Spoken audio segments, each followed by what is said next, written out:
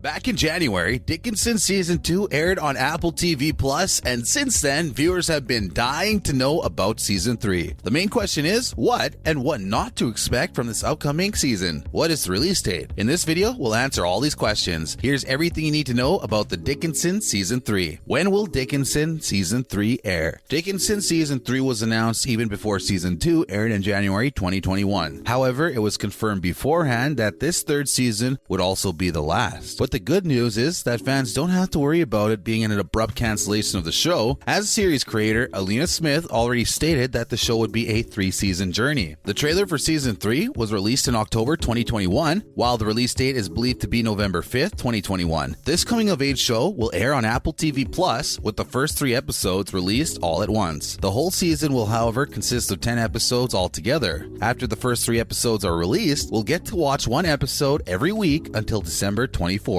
With the trailer's release, we've got a great deal of idea what Season 3 would look like. However, the curiosity stays intact. In the trailer, we get to see that Season 3 is set amidst the destruction of the Civil War, which Lavinia describes by saying, "Civil War ruins everything." Viewers should expect a lot more from this final season, as we believe the writers had the third season in their heads, way before viewers had imagined, and it's surely going to be a heck of a ride. What to expect from Season 3's plot? Although Apple TV Plus hasn't released any detailed information about the plot and storyline of Dickinson Season 3, it is, however, clear from the trailer that the show is set during the Civil War for the season, and Emily Dickinson will be seen facing troubles caused by this deadly war. What's more, fans may even see Dickinson's family amidst chaos and Dickinson working hard on keeping it together. According to the latest updates, Season 3 is majorly about Emily Dickinson's productivity through the hard times that Civil War inflicts on her friends and family. Fans will also get to see Dickinson at her best, writing poetry to make the world a better place. The comedy ought to make the fierce and raging times of the Civil War look a little lighthearted. From the trailer, we assume the season will be nothing less than any seasons before it. We'll have to see whether Dickinson struggle and poetry and keep her family undivided